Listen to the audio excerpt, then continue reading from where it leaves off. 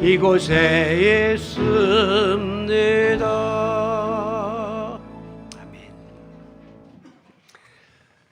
성탄 시즌이 되면 전 세계적으로 가장 많이 연주되는 곡이 있습니다. 그것은 유명한 할렐루야 합창에 들어있는 핸델의 오라토리오 메시아입니다. 핸델이 이 곡을 작곡하게 된 동기를 보면요, 1700년대에 영국에서 핸델은 오페라 작곡가로 그리고 유명한 오르가니스트로 큰 성공을 거두었습니다.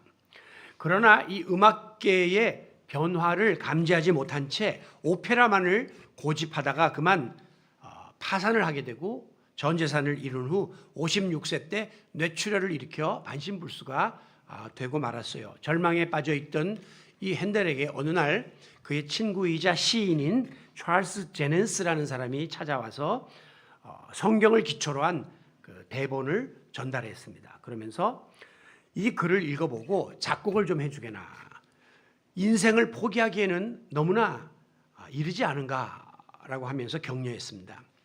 핸델은 그 대본을 받아주고 대본을 읽으면서 점점 깊이 빠져들게 됩니다. 그 안에는 하나님의 말씀으로 가득 차 있었습니다. 때로는 그 대본을 읽으면서 감격에 못 이겨 눈물을 흘리며 놀라우신 분을 주제로 한 작곡을 시작하게 된 거죠. 핸델은 식음을 전폐한 채 24일 동안 집중적으로 작곡에 몰두한 결과 354페이지에 달하는 이 메시아를 완성하게 됩니다. 이 메시아가 연주될 때에 제일 먼저 선포되는 주제가 뭐냐면 오늘 본문의 1절 말씀이에요. 너희는 위로하라, 내 백성을 위로하라. Comfort my people 이라고 외치면서 이 오라토리오가 시작됩니다. 오늘 본문이 들어있는 이사야서는 전체가 66장으로 되어 있는데요, 그 구조를 보게 되면 먼저 1장에서 39장까지는 하나님의 진노와 심판이 경고되어 있고요, 이어지는 40절부터 66장까지는 반대로 하나님의 사랑과 용서가 선포되고 있습니다. 오늘 본문 바로 앞장인 이사야 39장에 보면 신생 바벨론 국가에게 예루살렘이 앞으로 약탈을 당하게 되고 백성들은 포로로 잡혀가게 될 것이다, 이렇게 예언이 되어 있습니다. 그런데 이제 이사야 39장과 오늘 본문 40장 사이에는 한 70년의 세월이 흘러요. 그래가지고 신생 바벨론이 강대국으로 변합니다. 그래서 이스라엘은 마침내 바벨론에게 멸망을 당하게 되고 예루살렘 성벽은 무너지고 왕궁과 성전은 불타고 성전의 기구들은 모조리 약탈을 당하게 됩니다.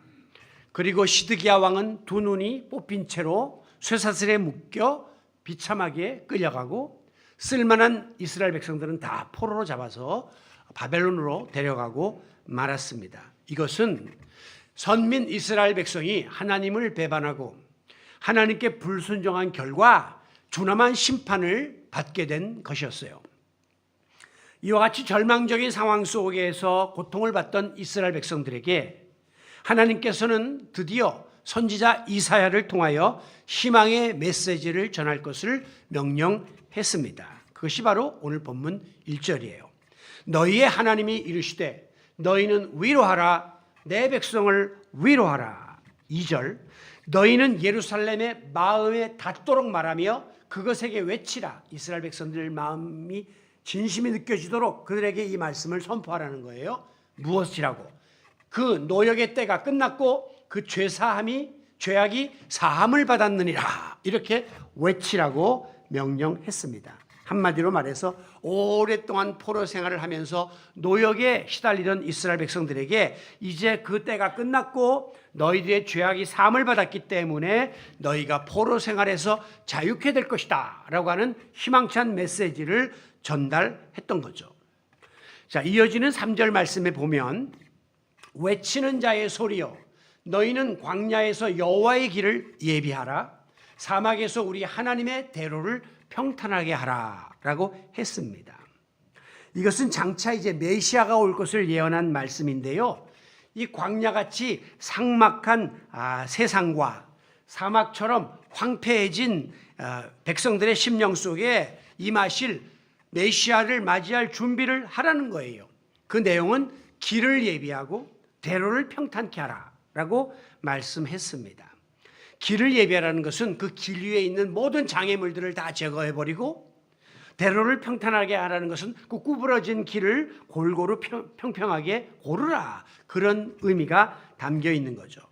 이것은 온갖 그릇된 마음으로 가득 차 있던 이스라엘 백성들, 그리고 그들의 잘못된 삐뚤어진 마음 속에 메시아를 영접할 만한 마음의 준비를 갖추라라고 하는 하나님의 음성이었습니다.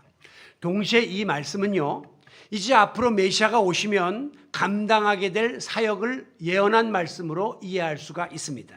즉 4절, 골짜기마다 도두어지며 산마다 언덕마다 낮아지며, 낮은 골짜기는 북돋고 높은 산과 언덕은 다 낮추고, 무엇을 말합니까?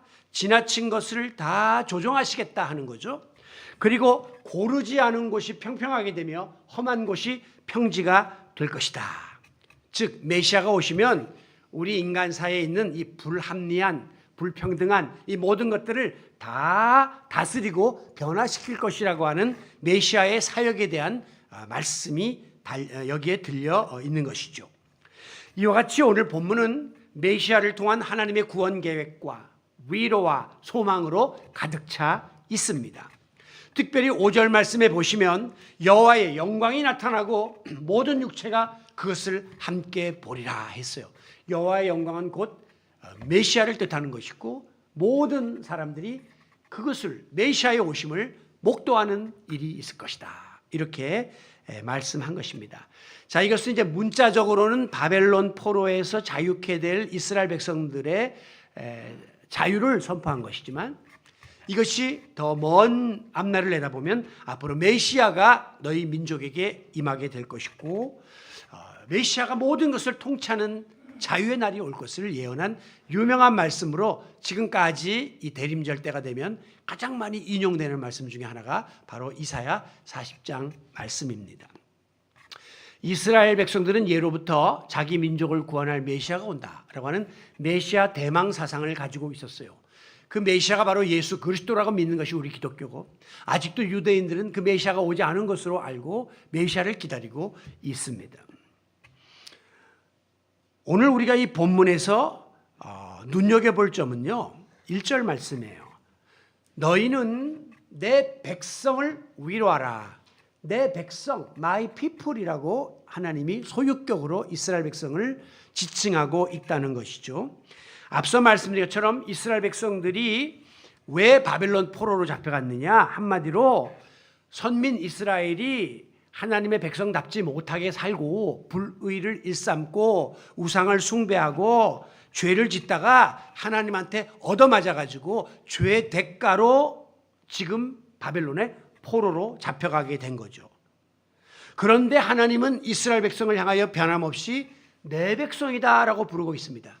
하나님 배반하고 떠난 이스라엘 백성들을 하나님은 내 백성이다라고 지금도 애정을 표현하고 있다고 하는 사실이에요. 이것은 마치 집을 나간 탕자가 아버지의 마음에 상처를 주고 자기 몫을 챙겨가지고 밖으로 나가서 허랑방탕하게 아버지를 배신했지만, 아버지는 밤마다 가서 아들이 오나 매일 내다보고 마침내 거러짓거리를 하고 오는 아들을 보고 버럭 가서 껴안고 입 맞추고 옷을 갈아입히고 아들을 위하여 송아지를 잡고 잔치를 벌이며 기뻐했던 것처럼, 우리 하나님께서는 오늘도 죄와 허물로 물들어 있는 우리들을 이렇게 여전히 사랑하고 계시고, 여전히 너는 내 아들이라, 너는 내 딸이라 라고 맞이해 주심을 믿으시기 바랍니다. 오늘도 그 주님의 사랑 때문에 우리가 감히 주님 앞에 나와서 지금 예배하고 있는 것이죠.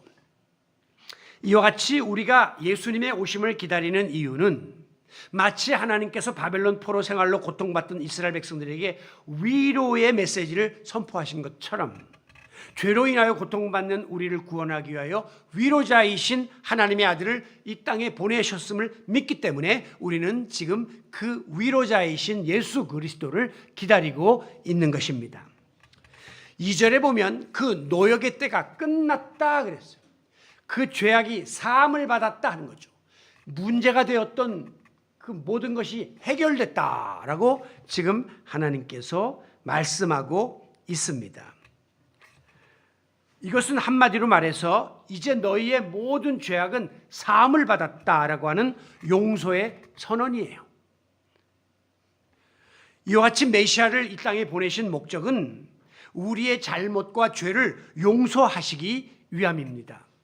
우리가 인간적인 노력과 방법으로는 도무지 구제받을 수 없고 멸망당할 수밖에 없는 죄인들이었지만 오늘 우리를 죄와 사망에서 구원하시기 위해서 구원자로 오신 예수 그리스도의 사랑으로 인하여 우리는 모든 죄를 사함받고 주님 앞에 주님의 자녀로 인정받게 되었음을 감사하시기 바랍니다. 해밍웨이의 단편집 중에 이런 이야기가 나옵니다. 스페인에 아주 엄격한 아버지와 좀 방탕하는 아들이 있었습니다. 그래서 이 부자간에는 항상 충돌이 있었어요. 결국 이 어려움을 감당하지 못한 아들은 아버지의 품을 떠나 가출을 해서 몇 년 동안 아버지와 아들 사이에 연락이 두절되었습니다. 역시 아버지는 아버지예요. 그날 이후로 늘 가슴이 아팠습니다. 이 아들이 어디서 어떻게 지내나 늘 괴로웠습니다. 그러다가 마지막에 그래 내가 품어야지, 내가 용서해야지 이라고 결심을 하고 일간지에 신문을 냈어요. 그 아들의 이름이 파코였는데, 파코 다음 주 화요일 정오 몬타나 호텔에서 만나자. 나는 너를 다 용서했다 라고 일간지에 광고를 냈어요. 이제 아버지가 약속 시간에 그 몬타나 호텔에 갔더니 거기에 800명의 젊은이들이 모여 있었다는 겁니다. 스페인 전역에 파코라는 이름을 가진 아이들 중에 아버지하고 등 돌려서 갖추는 아이들이 800명이나 되는 거죠. 오늘 우리는 말하면 철수야 했는데 철수가 800명이 온 거예요. 여러분 여기서 중요한 것은요, 아빠는 너를 용서했다 하는 이 말이에요. 이거는요 그야말로 굿뉴스, 복음이에요. 하나님은 너희를 용서했다라고 말씀하는 이것이 바로 우리에게 복음인 것입니다. 그런데 문제는 이와 같은 용서에 대한 아들의 반응입니다. 만약에 아들이 아버지가 낸 광고를 보고 아유 아버지 내가 그 말을 어떻게 믿어? 지금까지도 나를 많이 힘들게 했는데 라고 하면서 불신하고 그 자리에 가지 않았다면 아버지의 용서는 아무런 결실을 맺을 수가 없었을 것이에요. 그리고 부자간에는 영원히 만나지 못하고 갈라서고 말았을 것입니다. 그러나 아버지가 내가 너를 용서했다라고 메시지를 전할 때 아들이 그 사실을 받아들이고 믿고 그 자리에 나가므로 아버지와 아들은 상봉하게 되었고 다시 부자간의 관계가 회복될 수 있었던 것입니다. 여러분 어떤 때는 우리 예수 믿는 사람들은 참 낯이 두껍고 뻔뻔하다 그런 생각을 저 자신부터 해봐요. 우리가 하나님께 받은 사랑이 얼마입니까? 우리가 매번 주님 앞에 나와서 죄를 고백하고 용서해달라고 했던 시간이 몇 년입니까? 매번 나올 때마다 또 하나님 앞에 죄 사해달라고 그러고 잘못했다 그래 놓고 죄 사함 받고 또 나가서 같은 죄를 반복하고 참 낯이 두꺼운 존재들이 우리가 아닌가 하는 생각을 해보게 되는 것이죠.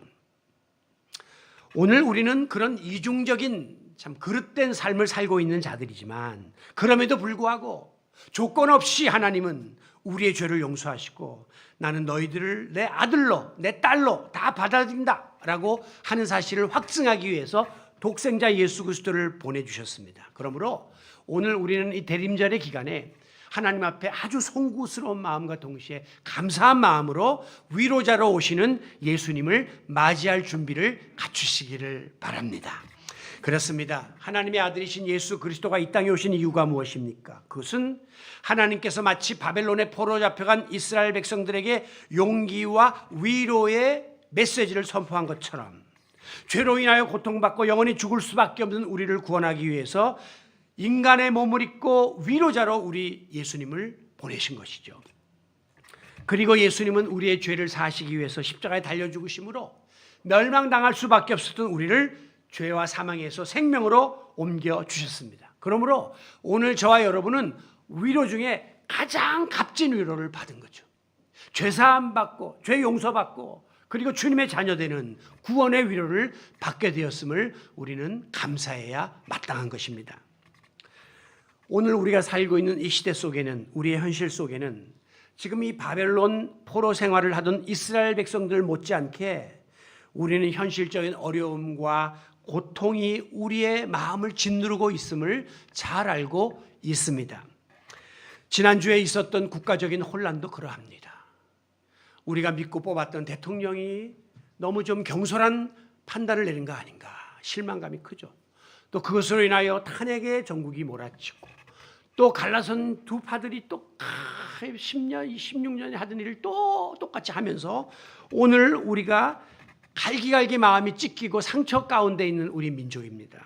오늘 우리는 낙심되고 원망스럽고 우리의 마음이 슬픕니다. 오늘 우리에게는 진정한 위로가 필요합니다. 이 시간에 참 위로자 되시는 예수님께서 오늘 우리의 마음을 위로해 줄 수 있기를 원합니다. 누가 오늘 우리의 이 국민적인 상처를 치유할 것입니까? 대통령이 무릎 꿇고 눈물을 흘리며 하야를 선언한다고 치유가 되겠습니까? 야당의 지도자가 내가 맡아서 잘하겠다고 나선다고 치유가 되겠습니까? 그 누구도 우리의 마음을 치유할 수 없단 말이죠. 오늘 우리는 진정한 위로자 되신 주님 앞에 나와 기도하며 우리의 마음을 쏟아낼 수밖에 없는 것이죠. 여러분, 개인들이 처해 있는 여러 가지 부정적인 감정들, 어려움에서 벗어날 수 있도록 오늘도 우리 주님이 우리의 상처를 어루만져 주시고 우리의 마음을 위로해 주시기를 바랍니다. 이와 같이 하나님은 이사야에게 내 백성을 위로하라 라고 위로의 사명을 맡겨 주셨습니다. 이것은 주님께 위로받은 자는 고통받는 다른 이들을 위로해야 될 사명이 있다는 사실을 우리에게 알려주는 말씀입니다.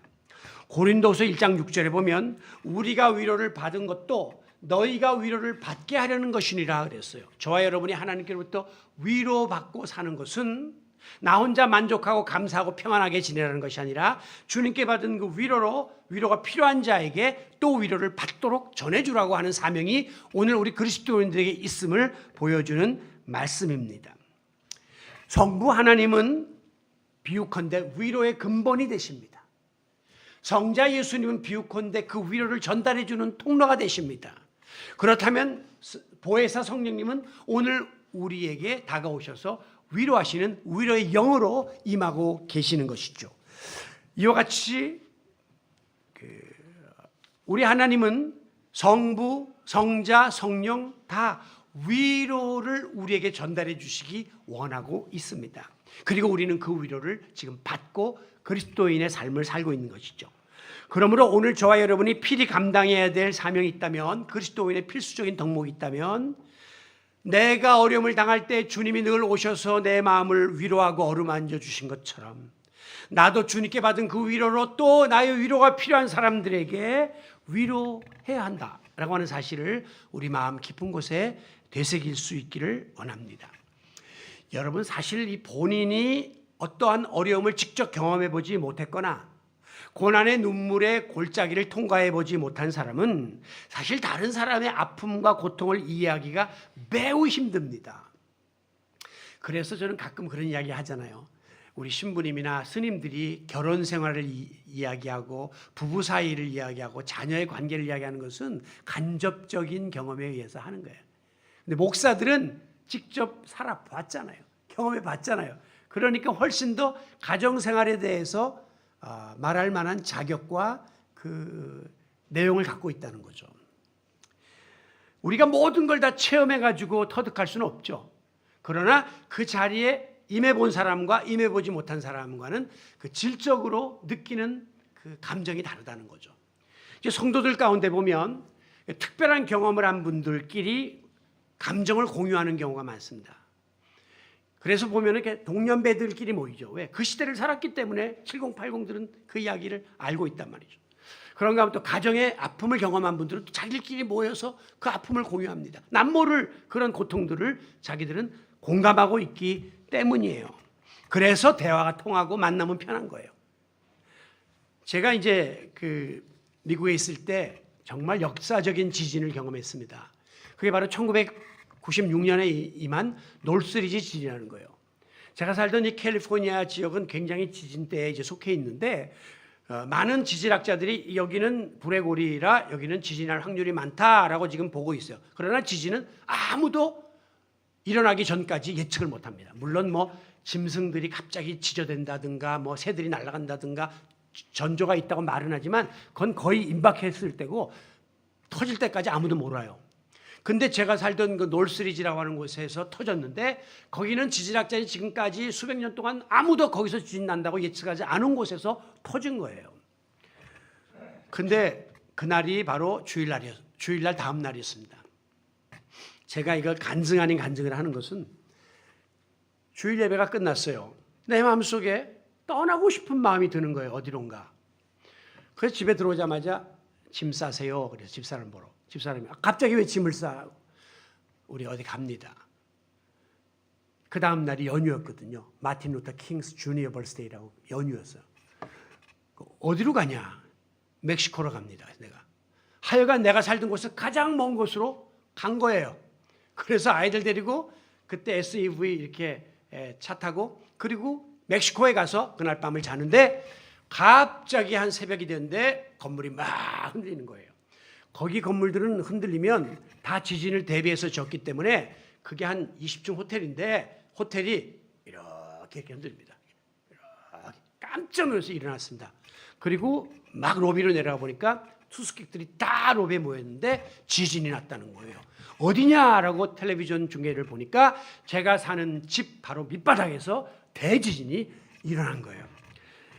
결과적으로 보면 하나님이 나를 그 자리에서 끄집어내 주시려고 느닷없이 떠난다.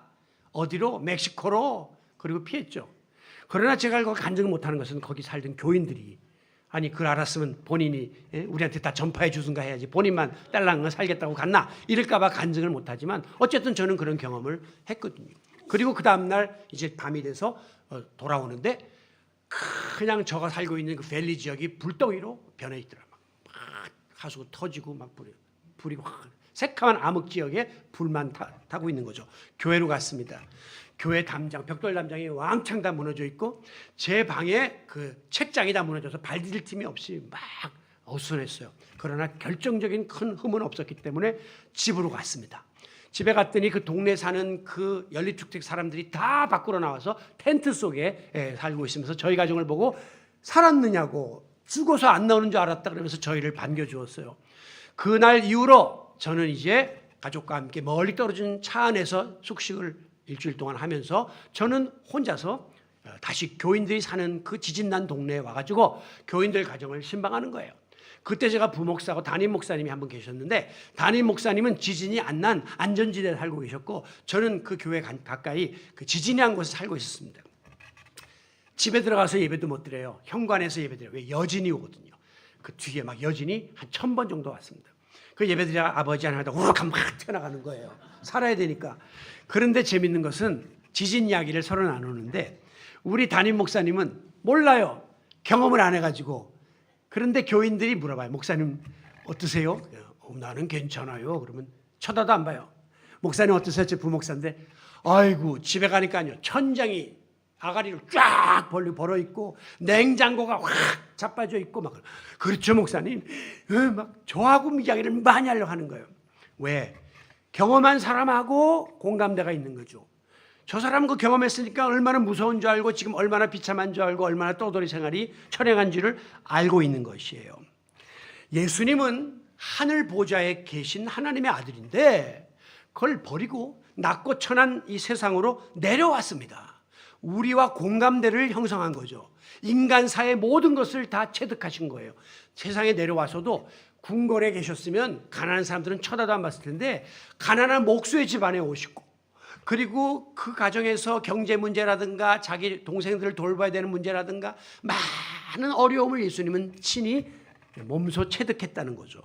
그랬기 때문에 예수님은 가난한 자, 병든 자, 소외된 자, 옥에 갇힌 자 이런 사람들과 함께 늘 동행하면서 그들을 돌보았습니다. 그리고 마지막에는 이 모든 버림받은 죄인들을 구원하기 위하여 자기 몸을 바쳐 십자가의 대속의 제물이 되셨습니다. 그렇기 때문에 예수님은 이해 못할 사람이었고 품지 못할 사람이었고 모든 것을 아시고 모든 것을 다 품을 수 있는 진정한 위로자의 자격이 있으신 거예요. 그래서 우리는 주님 앞에 나가 다 쏟아내는 겁니다.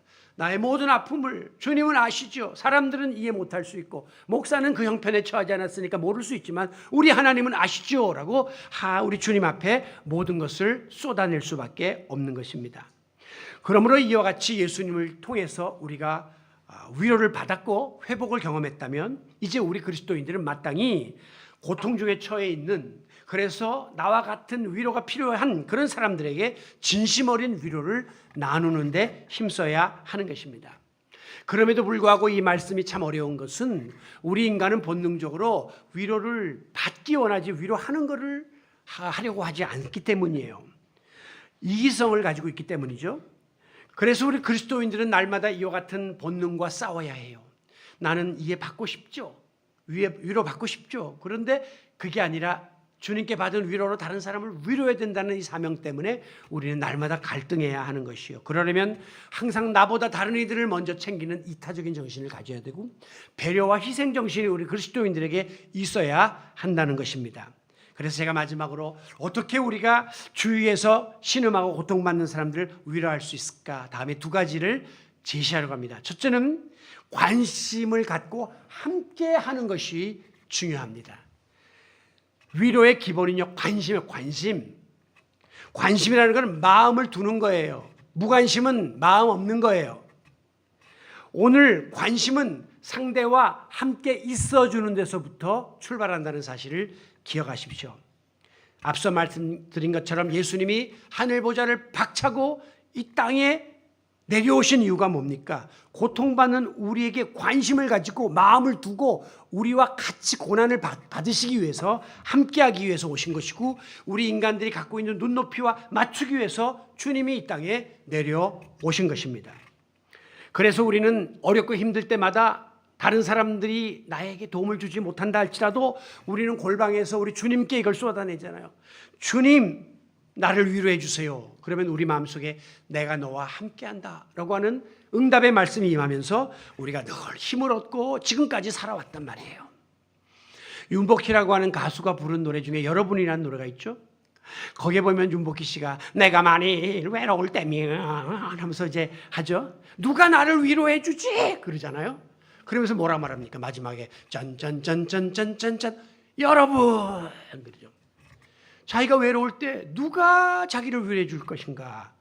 연예인들이, 팬 여러분들, 나를 사랑하고 나를 지지해 준 여러분들이 함께 하는 걸 알기 때문에 내가 위로받을 수 있습니다라고 하는 그들의 일종의 그 고백적인 노래예요. 우리 김호중이라고 하는 가수가 음주운전한 다음에 좀 실수를 해갖고 지금 감옥에 있죠.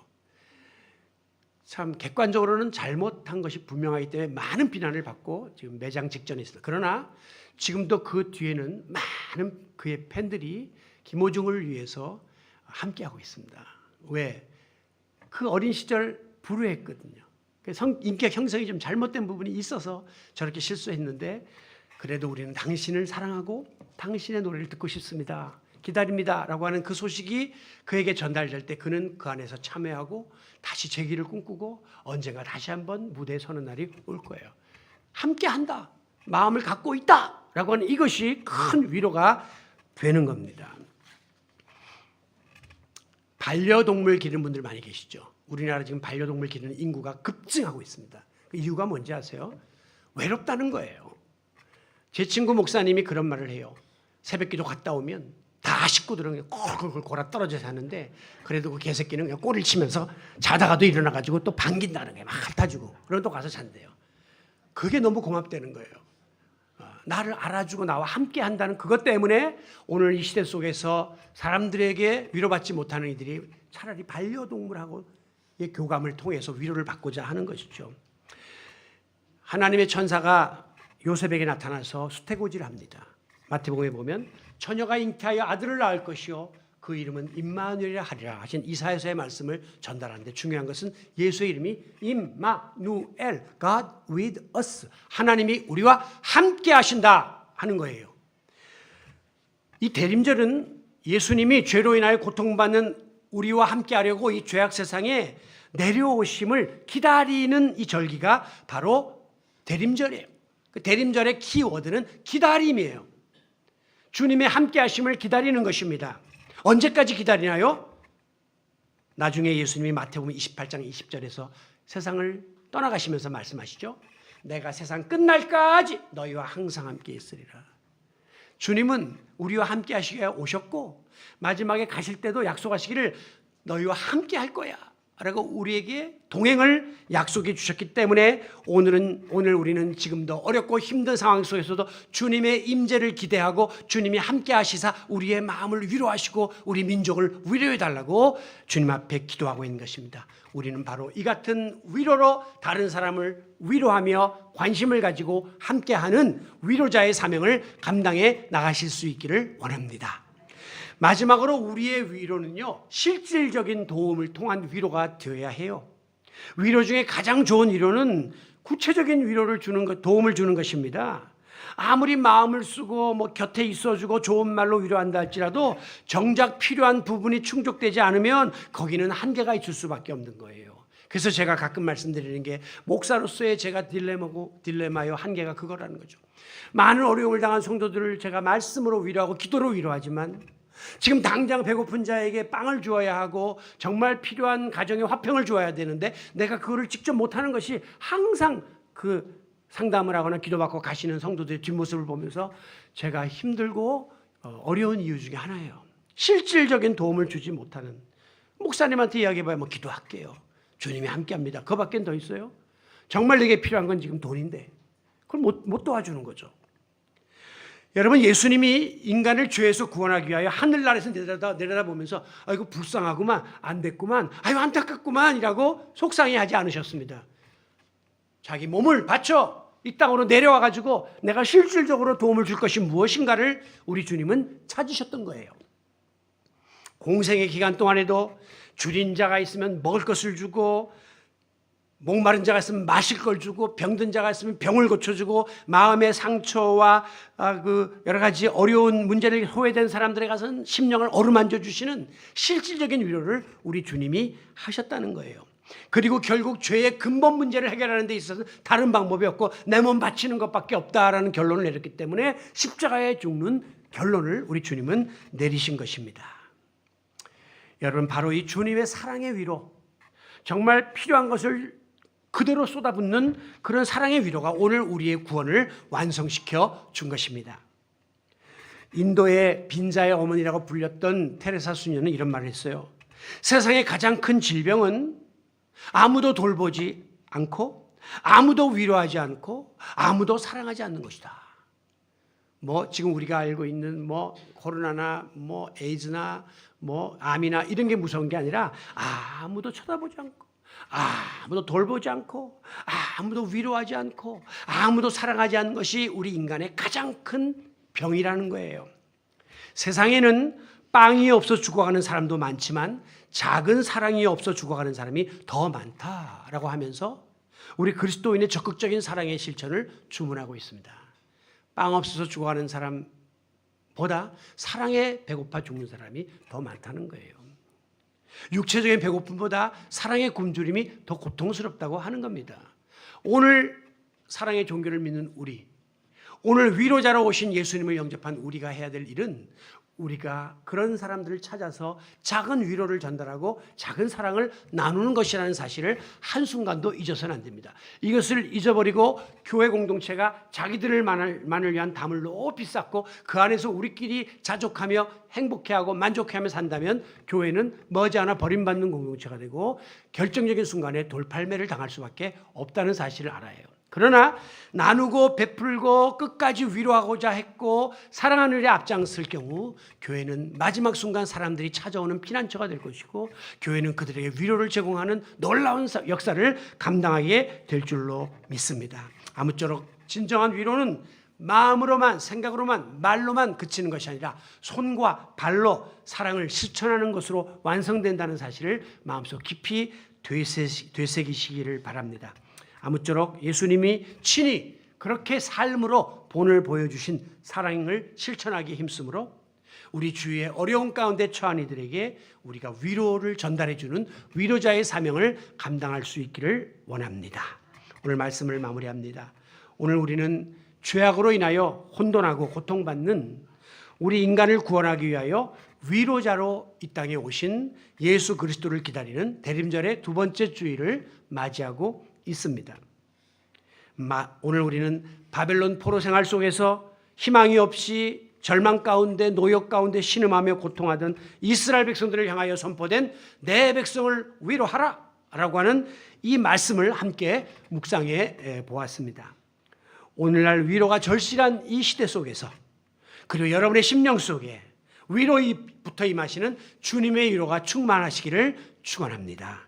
아울러 내가 주님께로부터 받은 그 위로로 고통받는 이웃들과 함께 함으로 위로하고 그들에게 사랑을 나눔으로 내 백성을 위로하라고 하신 하나님의 명령을 순종해 나가는 그런 복된 대림절의 시간들이 되시기를 우리를 위로하시고자 우리 곁으로 다가오신 예수 그리스도의 이름으로 축원합니다.